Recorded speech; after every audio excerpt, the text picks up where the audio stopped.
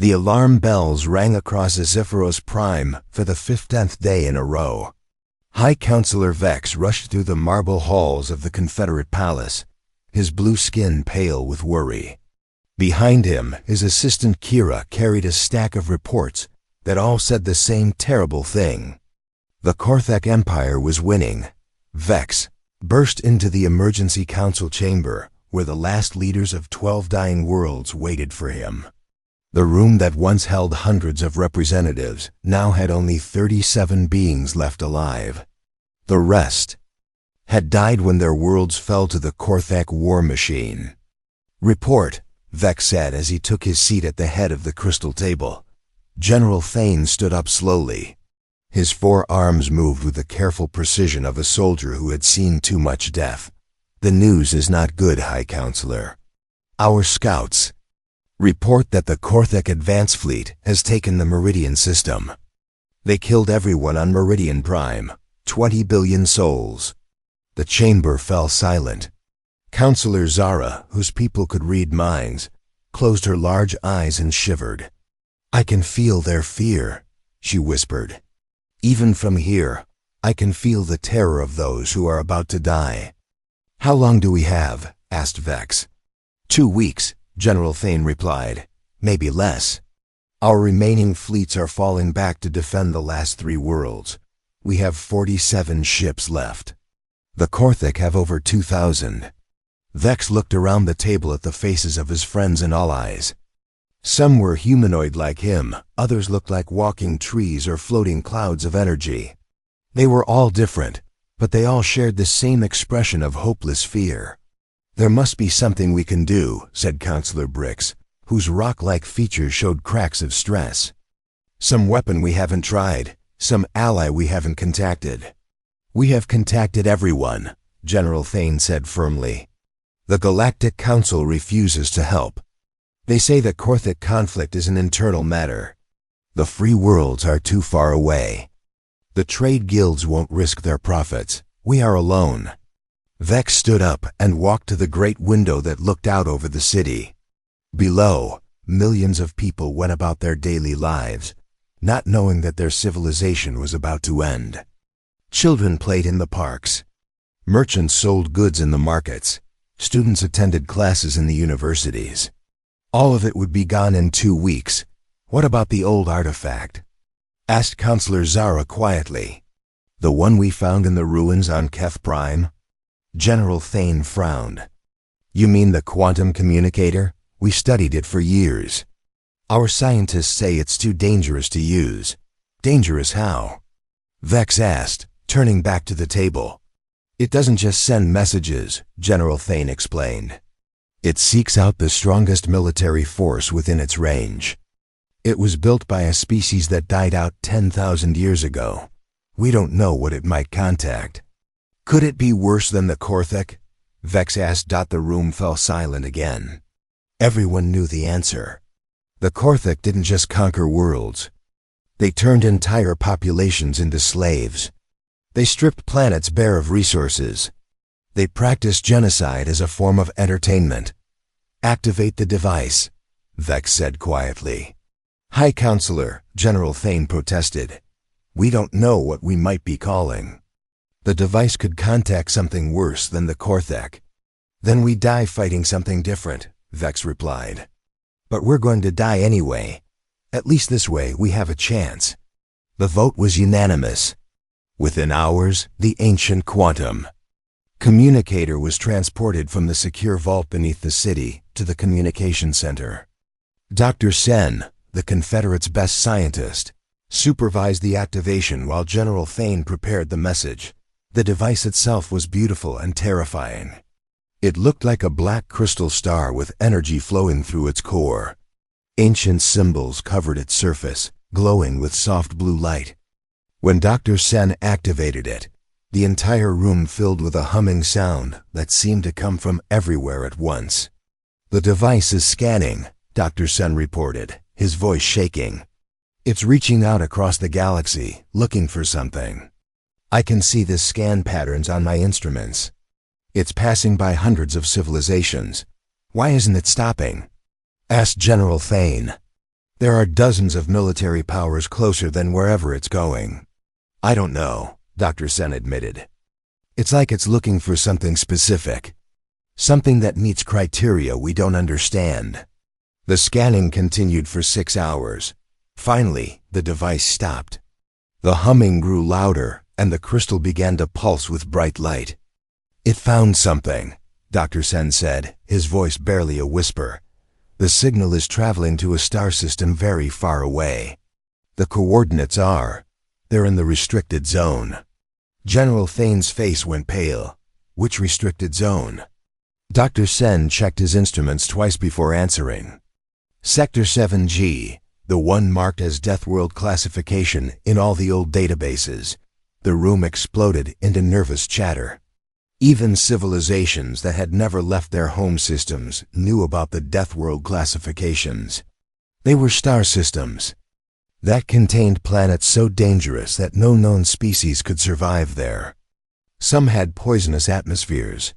Others had gravity so strong it would crush most beings. A few had radiation levels that could kill in minutes.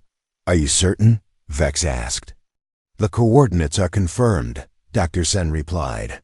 The signal has reached a planet the old records call Earth. It's listed as Deathworld 7 in the Galactic database. What lives on a Deathworld? Counselor Zara asked quietly. According to the old records, nothing, General Thane said. But there are stories. Rumors of ships that went to investigate Deathworlds and never came back. Some say there are things living in those systems that are too dangerous for the rest of the galaxy to contact. Vex made his decision. Send the message. Tell them who we are and what we're fighting. Offer them anything they want in exchange for help.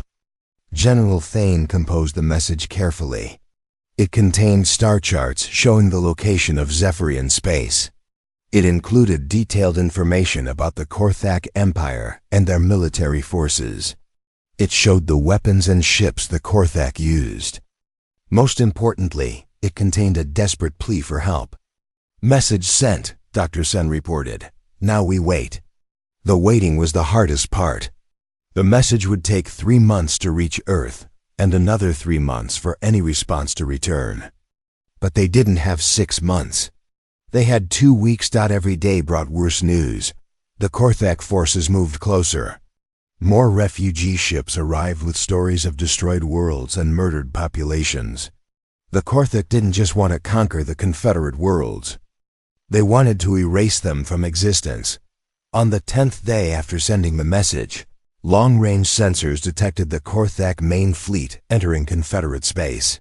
Over 2,000 ships, including the massive dreadnought called the Devastator. It was the largest military force ever assembled in this part of the galaxy. General Thane gathered his remaining commanders for what everyone knew would be their final meeting. 47 Confederate ships against 2,000 Korthak vessels. The mathematics were simple and brutal. We'll make our stand at Zephyros Prime, General Thane announced. We can't win, but we can make them pay for every meter of space. We can buy time for the civilians to evacuate. Evacuate to where? Asked Admiral Kess, commander of the Confederate flagship. The Korthak will hunt down every refugee ship. They always do. As the meeting continued, Counselor Zara suddenly sat up straight. Her large eyes went wide with shock. Something is coming, she whispered. Something huge and angry and very, very dangerous. The Korthak? General Thane asked. No, Zara replied, her voice filled with wonder and terror. Something else. Something that feels like controlled lightning and steel and the fury of 1,000 storms. It's still far away, but it's coming here. 3 months had passed since they sent the message to Earth. 3 months exactly. Hi. Counselor Vex looked up at the stars through the great window of the council chamber. Somewhere out there, something from a Deathworld was traveling toward them. Something that had received their desperate call for help. He just hoped they had made the right choice. Because whatever was coming, there would be no turning back once it arrived. The Korthak fleet would reach Zephyros Prime in 4 days. Whatever Earth was sending would arrive in 5 days. The fate of the Confederate worlds now rested in the hands of creatures from a world so dangerous that the rest of the galaxy had declared it forbidden. Vex could only pray that their saviors would not prove to be worse than their enemies.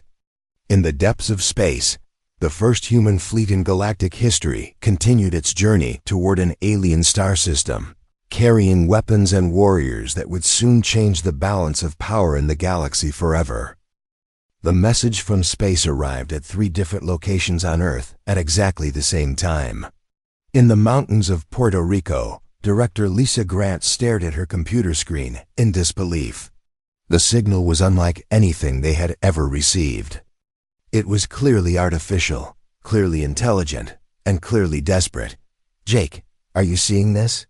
She called over the secure line to her colleague at the Very Large Array in New Mexico.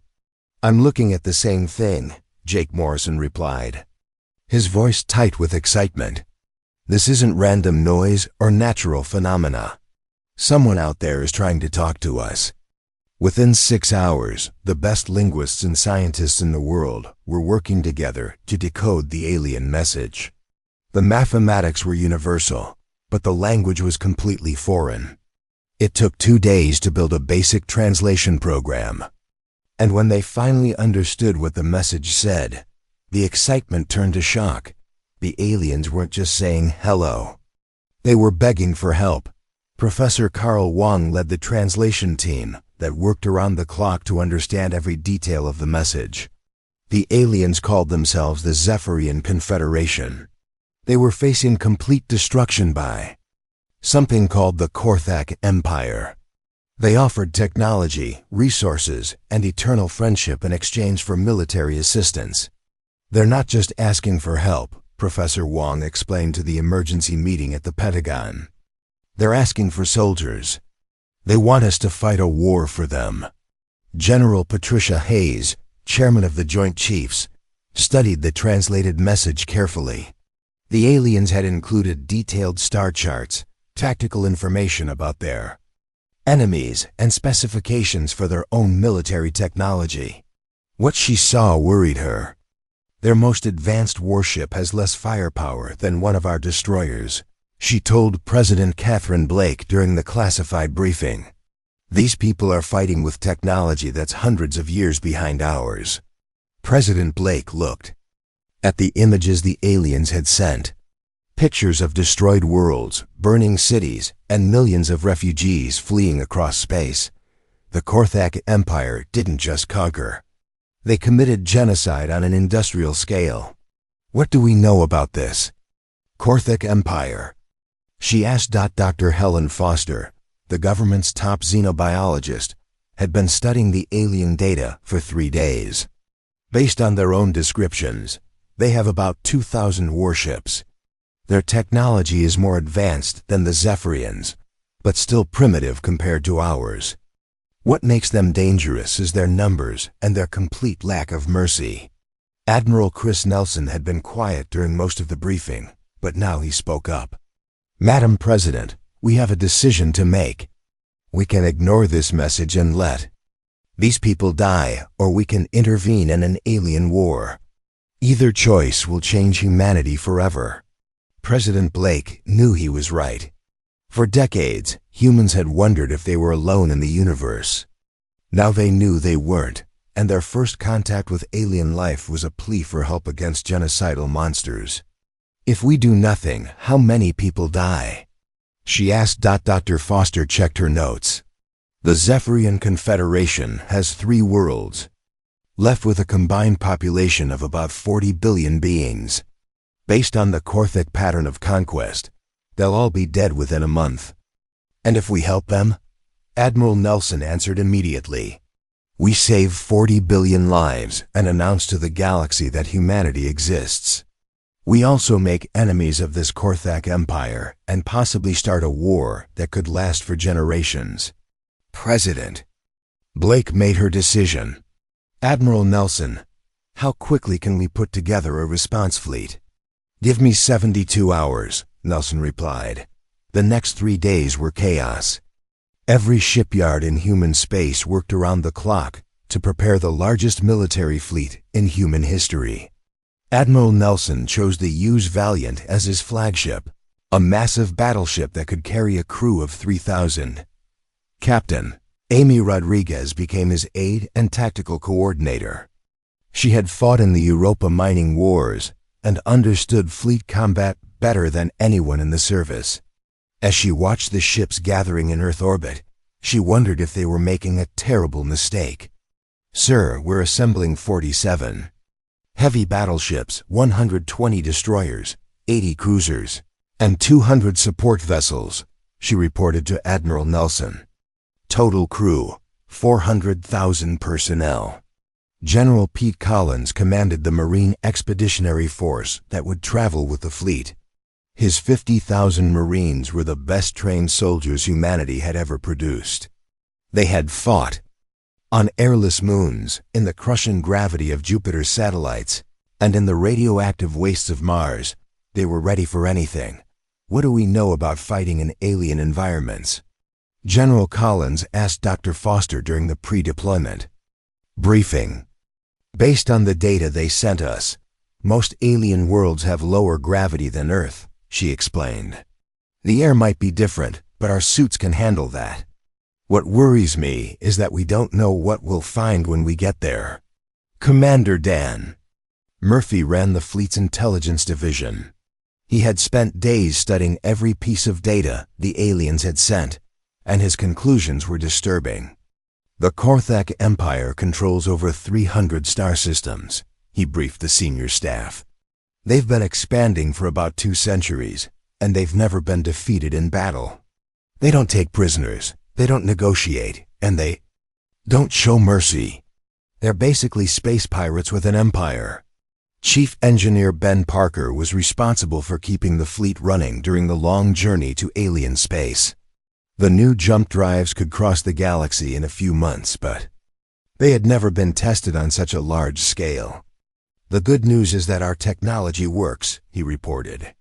"The bad news is that we're about to find out if it works when 2,000 alien warships are shooting at us." As the fleet prepared to depart, Dr. Foster made a disturbing discovery. She had been studying the alien databases that came with the message, trying to learn about galactic civilization. What she found changed everything. "Admiral, I need to speak with you privately," she said during the final briefing. When they were alone, she showed him what she had found. "Sir, we're in their databases already. Earth is listed as something called a Deathworld 7. According to these records, most alien species consider us too dangerous to contact." Admiral Nelson frowned. "Dangerous how?" "Our planet's gravity, atmosphere, radiation levels, and temperature variations would kill most alien species," she explained. "From their perspective, Earth is a nightmare world that only monsters could survive on. We're the monsters, sir." "Are you saying they're afraid of us?" "I'm saying that most of the galaxy thinks humans are mythical boogeymen," Dr. Foster replied. "There are stories about ships that disappeared near human space, tales of contact attempts that ended in disaster. We have a reputation, and it's not good." Admiral Nelson considered this information. "So when these Zephyrians sent out their distress call, they accidentally contacted the one species that everyone else fears?" "That's exactly what happened," Dr. Foster confirmed. "They were so desperate that they used a device that specifically looks for the most militarily powerful species in range. It found us." The implications were staggering. Humanity was about to make first contact with alien civilization while armed with the largest war fleet in their history. They would be arriving to save people who might be more afraid of their rescuers than their enemies. "Do we abort the mission?" Admiral Nelson asked. Dr. Foster shook her head. "Those 40 billion people are still going to die if we don't help them. The question is whether we can convince them that we're the good guys." The fleet departed Earth orbit on schedule. 400,000 humans traveling faster than light toward an alien star system, carrying enough firepower to destroy entire worlds. Most of them had never seen an alien before. In a few months, they would be fighting a war for people they had never met against enemies they didn't understand. Captain Rodriguez stood on the bridge of the Valiant as Earth disappeared behind them. "Sir, do you think we're doing the right thing?" Admiral Nelson watched the stars through the main viewer. Somewhere out there, an empire of murderers was destroying entire civilizations. And somewhere else, desperate people were waiting for help. "That might never come. I don't know," he said honestly. "But I know what happens if we do nothing. 40 billion people die, and we spend the rest of our lives wondering if we could have saved them." The journey to Zephyrian space would take 3 months. 3 months to figure out how to fight an alien war. 3 months to prepare for first contact with multiple species. 3 months to become the heroes or the villains in someone else's story. In the depths of space, the largest human fleet in history continued its journey toward the unknown, carrying the hopes and fears of 2 species that had never met, but whose fates were now forever linked. Behind them, Earth continued its ancient orbit around the Sun, unaware that its children were about to change the balance of power in the galaxy forever. The human fleet dropped out of hyperspace at the edge of Zephyrian territory. 3 months after leaving Earth, Admiral Nelson stood on the bridge of the U.S. Valiant, watching the tactical displays as his ships took defensive positions. What they found was worse than anyone had imagined. Captain Rodriguez studied the long-range sensor readings with growing horror. "Sir, we're detecting massive debris fields around what used to be inhabited worlds. The radiation signatures suggest recent nuclear bombardment." Commander Murphy ran the signals through the computer and shook his head in disgust. "Admiral, the Korthik aren't just conquering these worlds. They're strip mining them. Look at these scans of the 3rd planet in the Kepler system. They're literally tearing the crust apart to get to the metal underneath." Admiral Nelson ordered the fleet to maintain stealth while they gathered intelligence. The human ships used advanced cloaking technology that made them invisible to most sensors. For now, they could observe without being detected. Dr. Foster worked with the translation computers to monitor alien communications. What she heard made her stomach turn. The Korthak forces were discussing their final assault on the remaining Zephyrian worlds, like they were planning a hunting trip. "They're talking about quotas," she reported to the senior staff. "How many slaves they want to capture before they start the executions.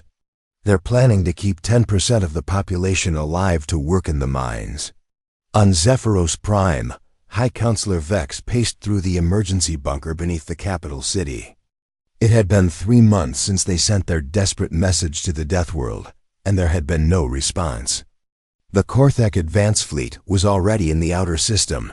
General Thane brought him the latest reports, and they were all bad. "The Korthak have surrounded us. 2,000 ships in a perfect blockade formation. Commander Vrak is demanding our surrender within 6 hours. How many ships do we have left?" Vex asked, though he already knew the answer would break his heart. 31, General Thane replied. "We lost 16 more ships in yesterday's skirmishes. Our pilots are brave, but they're flying museum pieces against modern warships." Counselor Zara sat in the corner of the bunker, her large eyes closed in concentration. As a telepath, she could sense the emotions of every living being within several light years. The fear and despair of 40 billion people was almost too much to bear. "Wait," she said suddenly, her eyes snapping open. "Something is here, something powerful and alien and very angry." "The Korthak?" General Thane asked. "No," Zara whispered. "Something else. Something that feels like controlled lightning and steel. It's watching us from the darkness between the stars." Admiral Nelson made his decision. They had seen enough. The Korthak fleet was positioning itself for a final assault that would begin in hours. If humanity was going to act, it had to be now. "All ships, this is Admiral Nelson," he broadcast on the fleet channel. "Prepare to decloak on my command. Communications, open a channel to the Zephyrian government." Lieutenant Kelly Jones worked her controls with practiced precision. Channel open, sir. Broadcasting on the same frequency they used for their original message, Admiral Nelson took a deep breath. He was about to make first contact with an alien species, and he was doing it while commanding a war fleet. History would remember this moment forever. Zephyrian Confederation. This is Admiral Chris Nelson of the United Earth Space Force. We received your transmission. We're here to help. The response from Zephyros Prime was immediate chaos. Multiple voices speaking different. Alien languages all started talking at once. The translation computers struggled to keep up with the overlapping conversations. Dr. Foster worked frantically to sort through the responses. Sir, they're trying to figure out who we are and where we came from. I'm detecting emergency conferences happening on all 3 of their remaining worlds. High Counselor Vex finally took control of the communication channel. His voice carried desperate hope mixed with growing confusion as the universal translator processed his words. Earth vessel, this is High Counselor Vex of the Zephyrian Confederation. We are grateful that someone answered our call, but we must ask, what is your species designation? Where is your home system located? Admiral Nelson glanced at Dr. Foster, who nodded that it was safe to answer. We are humans from the planet Earth in the Sol system. We've come in response to your request for military assistance. The alien communication channel fell completely. Silent. Dr. Foster's instruments showed emergency meetings starting on every Zephyrian world simultaneously. She intercepted fragmentary communications that made her blood run cold. Admiral, she said quietly, they're checking their databases. They know what Earth is. The silence stretched for 10 long minutes before High Counselor Vex came back on the channel. His voice was shaking when he spoke. Admiral Nelson, according to our records, Earth is classified as a Deathworld 7. Our databases indicate that no successful contact has ever been made with your species. Most ships that have encountered humans have been found as debris fields. Admiral. Nelson realized the magnitude of the problem they faced. The people they had come to save were terrified of their rescuers. High Counselor, I understand your concern, but we're not here to harm you. We received your distress call and came to help you fight the Korthek Empire. General Thane's voice joined the conversation, filled with military discipline barely containing panic. Admiral, you said you came to fight the Korthek. How many ships did your people send? We brought 447 vessels. Admiral Nelson replied. Another long silence. Dr. Foster detected what appeared to be heated arguments happening across the Zephyrian command structure. Finally, General Thane spoke again. Admiral, with respect, the Korthek have 2,000 ships. Even with your help, we're still outnumbered 4-1. Captain Rodriguez stepped forward. Sir, incoming transmission from the Korthak fleet. They've detected our communications. On the main screen, a reptilian face appeared. Commander Vrak's scaled features showed the arrogance of someone who had never lost a battle. His red eyes gleamed with cruel intelligence as he studied the bridge of the human flagship. I am Commander Vrak of the Korthak War Fleet. You will identify yourselves immediately and explain your presence in Korthak territory. Admiral Nelson straightened to his full height. This is Admiral Chris Nelson of the United Earth Space Force. This system is under the protection of the Zephyrian Confederation, our allies. You will withdraw your forces immediately. Commander Vrak laughed, a sound like grinding metal. Earth? I do not know this world, but you speak boldly for someone who commands so few ships. You have less than 500 vessels against my 2,000. Surrender now, and I will kill you quickly. We decline your offer, Admiral Nelson replied calmly. Commander Vrak's expression changed to one of puzzled anger.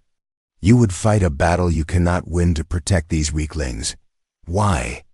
Admiral Nelson thought about the destroyed worlds they had seen, the refugee ships fleeing across space, the industrial-scale genocide the Korthak practiced as entertainment. Because someone has to, he said simply. Commander Vrak sneered. Then you will die with them. All ships, attack formation. Destroy the unknown vessels first, then complete the conquest of the Zephyrian worlds. Sir, Captain Rodriguez said urgently, the Korthak fleet is moving into attack formation. 2,000 ships heading directly for us. Admiral Nelson looked at his senior staff. Dr. Foster gave him a worried nod. Commander Murphy confirmed that all human ships were ready for battle. General Collins reported that the Marines were prepared for whatever came next. On Zephyros Prime, High Counselor Vex watched his orbital sensors as two massive fleets prepared to fight above his world. The humans had come to help them, but they were still hopelessly outnumbered. He wondered if they had traded a quick death at Korthak hands for a slower one, watching their rescuers die first. Counselor Zara suddenly gasped. I can feel their minds, she whispered. The humans.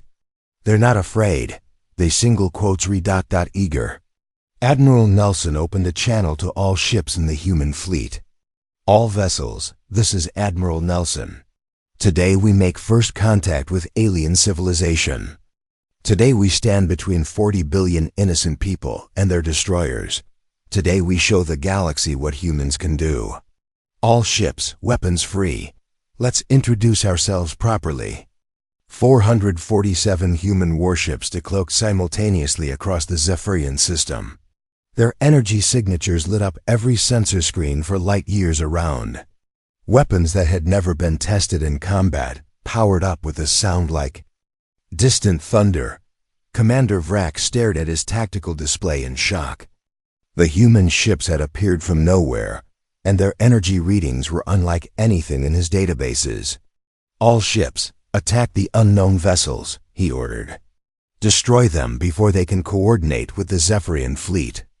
Admiral Nelson watched the massive Korthak armada bearing down on his much smaller force. He thought about Earth, about the people who had trusted him to carry humanity's first message to the stars.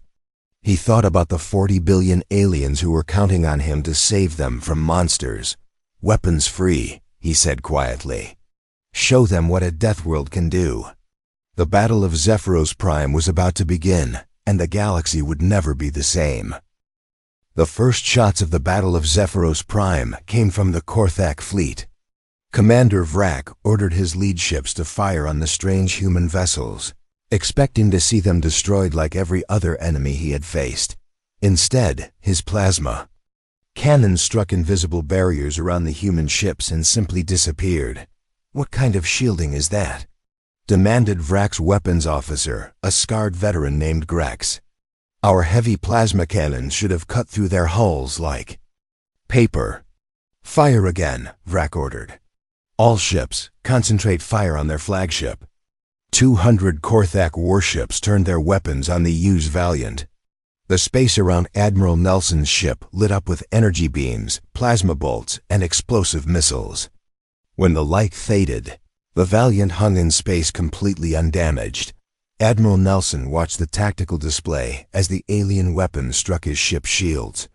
The energy readings barely registered on his instruments. Captain Rodriguez, what's our shield status? Shields holding at 98%, sir, she replied, sounding almost bored. The alien weapons are having no effect. On Zephyros Prime, High Counselor Vex stared at his orbital sensors in amazement. The human flagship had just absorbed the combined firepower of 200 warships without taking any damage. General Thane, are your instruments working correctly? They're working fine, General Thane replied, his voice filled with wonder. The human ship just shrugged off enough firepower to destroy one of our battle cruisers. Admiral Nelson opened a channel to the Korthak fleet. Commander Vrak, this is your final warning. Withdraw your forces from this system, or face the consequences. Commander.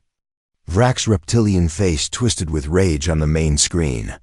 Impossible. No shields can withstand that much firepower. You're using some kind of trick. No tricks, Admiral Nelson replied calmly. Just human engineering. You have 30 seconds to begin your withdrawal. Instead of retreating, Commander Vrak ordered his entire fleet to attack.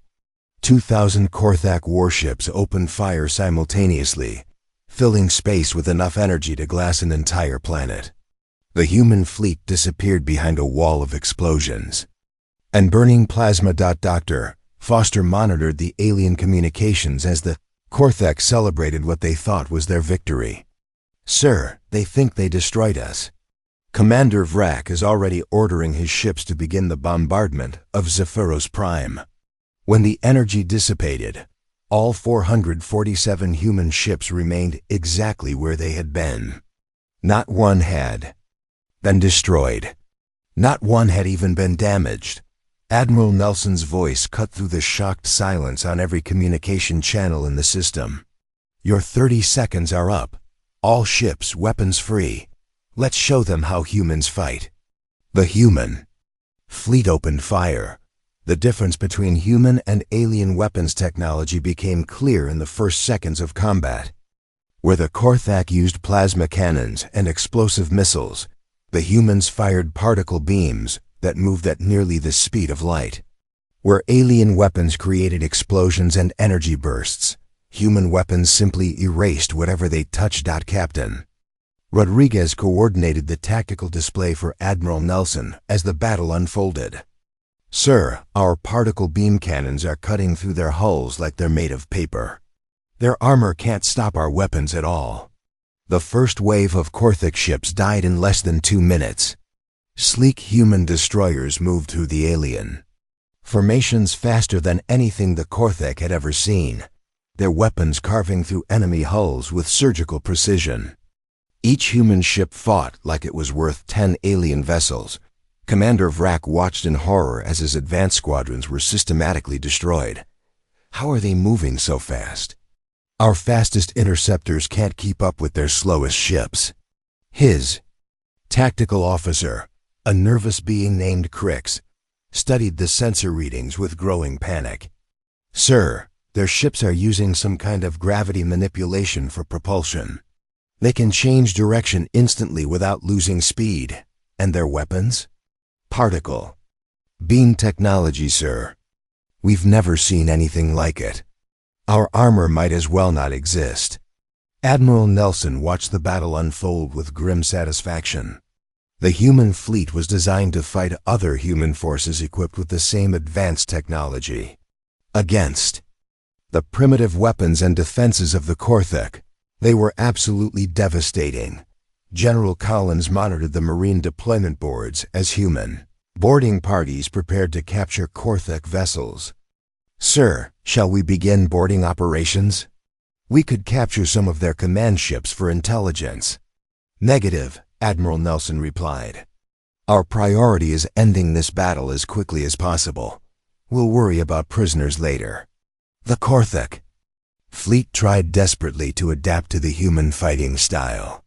They used their numerical advantage to surround individual human ships, only to watch helplessly as those same ships destroyed entire squadrons while taking no damage in return. Commander Vrak found himself in an impossible situation. He had brought the largest fleet in Korthak history to what should have been a simple conquest, and he was losing badly to a force 1/4 his size.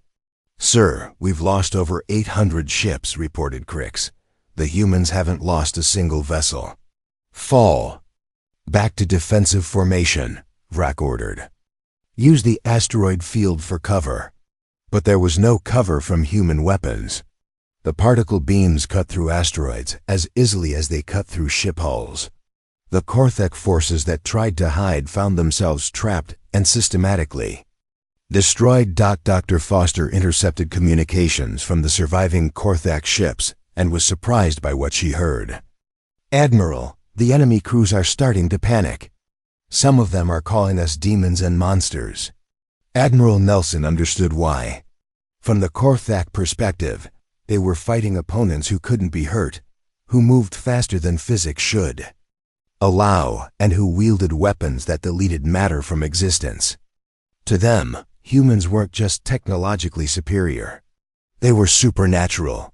The turning point came when they used Thunderbolt, One of Admiral Nelson's heavy cruisers found itself surrounded by 50 Korthak warships. Captain Lisa Torres had volunteered for the dangerous mission of drawing enemy fire away from the main fleet.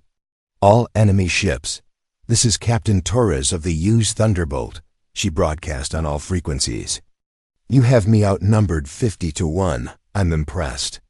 Usually it takes at least 100 Korthak ships to threaten one human vessel.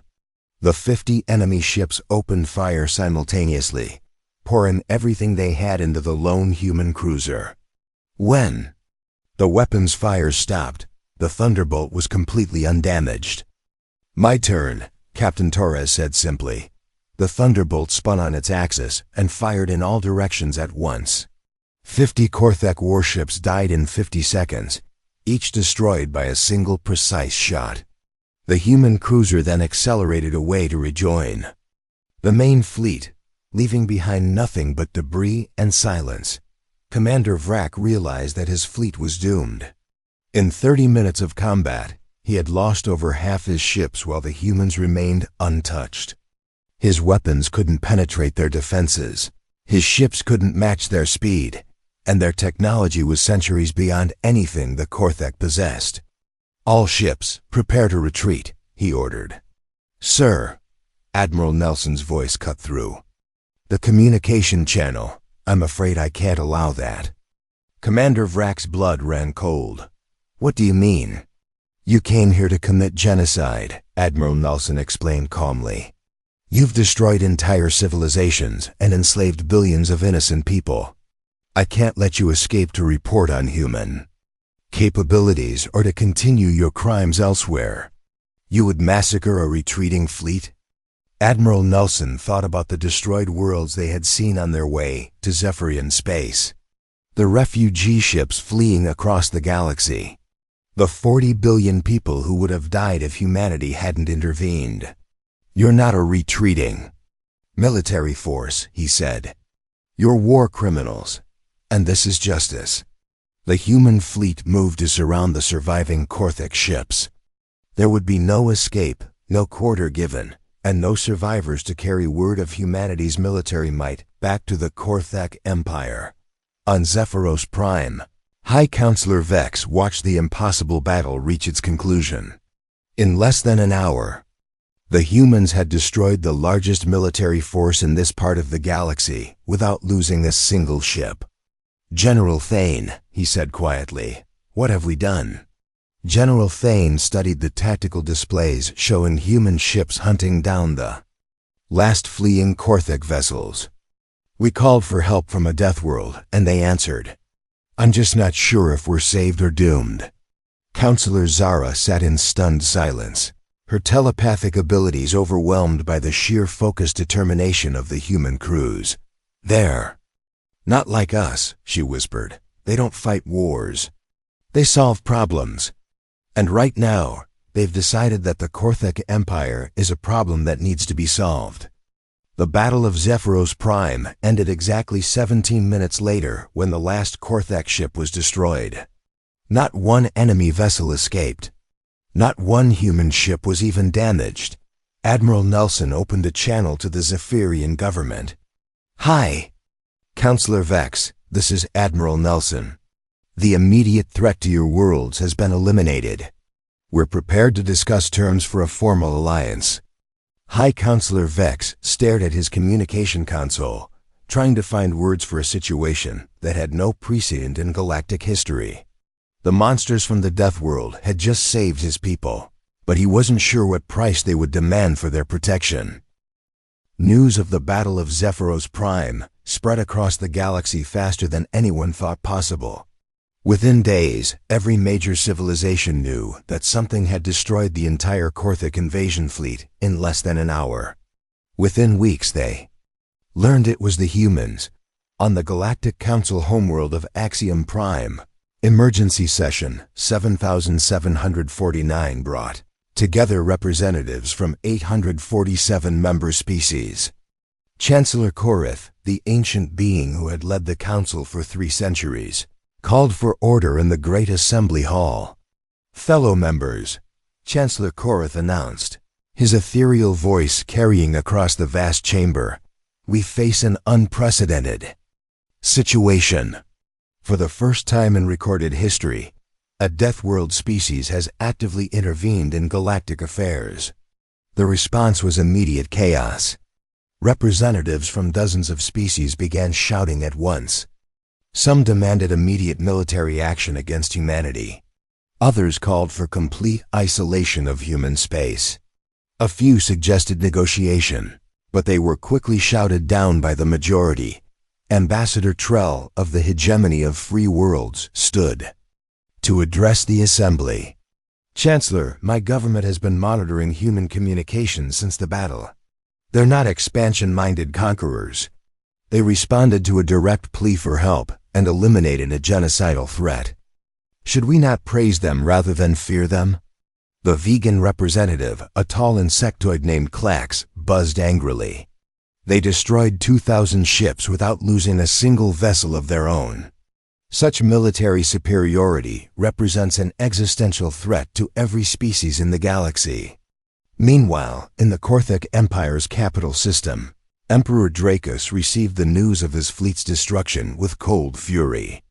The massive reptilian ruler had built his empire through fear and overwhelming force. Now something had demonstrated that his military might was worthless. How many ships did the humans lose? He asked his intelligence chief. None, Your Majesty, replied General Scar, his voice barely a whisper. Our entire invasion fleet was destroyed, and the humans suffered no casualties at all. Emperor Dracus slammed his clawed fist on the throne's armrest, cracking the metal. Impossible. No species has technology that advanced. The surviving communication logs suggest their weapons are based on particle beam technology, General Scar explained. Their ships also use some form of gravity manipulation for both propulsion and defense. How long would it take to mobilize our entire military? Emperor Dracus demanded. To gather every ship from every occupied system. 6 months, Your Majesty. We could assemble perhaps 50,000 vessels. Emperor Dracus made his decision. Do it. Send the mobilization order to every fleet commander in the Empire. If these humans want a war, we'll give them one they'll never forget. On Zephyros Prime, Admiral Nelson had established temporary headquarters in the Confederate Palace. The massive human fleet remained in defensive positions throughout the system. While Earth decided on humanity's next move, High Counselor Vex found himself in the strangest diplomatic situation in galactic history. The beings who had saved his people were the same ones that most of the galaxy considered mythical monsters. Admiral Nelson, Vex said during their daily briefing, we've received communications from 17 different species. They're all asking the same question. What do the humans want? Admiral Nelson considered the question carefully. What do you think we want, High Counselor? Honestly, we don't know, Vex replied. In our experience, species with overwhelming military power use it to conquer and enslave others. But you've shown no interest in ruling us or taking our resources. Dr. Foster had been studying the galactic political situation since their arrival. Admiral, based on my analysis of intercepted communications, most alien species view military power and territorial expansion as inseparable. They can't understand why we'd help someone without demanding tribute or territory in return. Captain Rodriguez brought disturbing news from the Intelligence Division.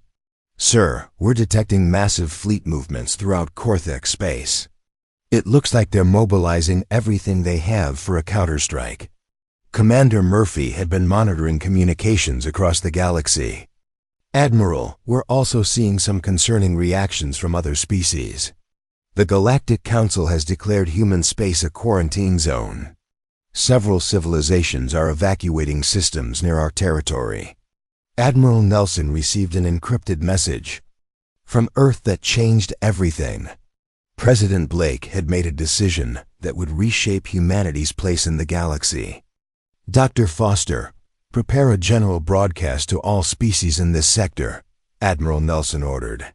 It's time to make humanity's position clear. The message went out on every communication frequency in use across the galaxy. Admiral Nelson's words were translated into hundreds of languages and broadcast to billions of beings across thousands of worlds. To all species of the galaxy, this is Admiral Chris Nelson of the United Earth Space Force. Humanity did not seek conflict with the Korthak Empire, but we will not stand by while genocide occurs. We have evidence that the Korthak Empire currently holds over 200 billion sentient beings in slave labor camps across their territory. The response was immediate and divided. Some species demanded proof of humanity's claims. Others insisted that internal Korthak affairs were none of humanity's business. A few, like the hegemony of free worlds, offered support for any action against the slave-holding empire.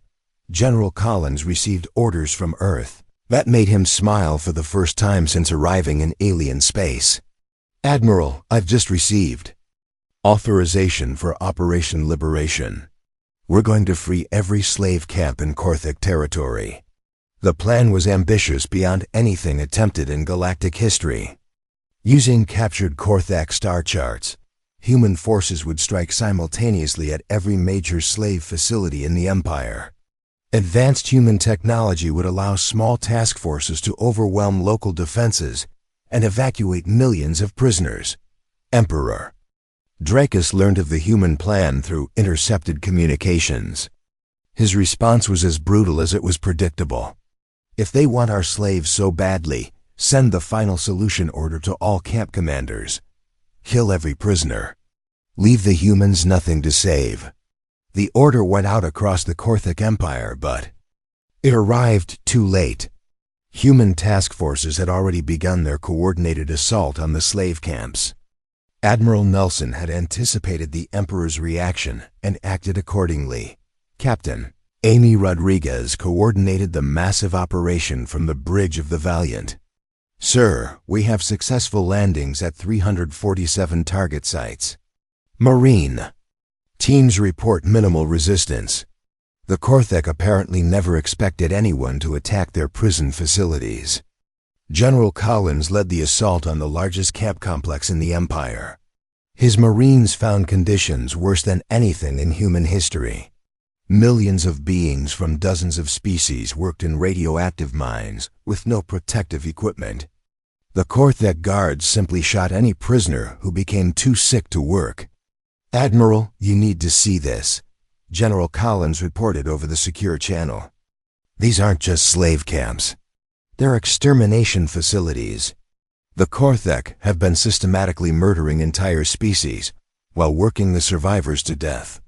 Dr. Foster received reports from human teams across Korthak space. The scale of the Empire's crimes exceeded even their worst estimates. "Admiral, preliminary reports suggest the Korthak have enslaved or murdered the populations of over 400 worlds. We're looking at genocide on an industrial scale." The liberation operations continued for 2 weeks. Human Marines evacuated over 100 million prisoners from Korthak facilities while suffering minimal casualties. The advanced human technology made most Korthak defenses useless, but the liberation came with a price. Each successful operation revealed more evidence of Korthak crimes. Each freed prisoner told stories of murdered families and destroyed worlds.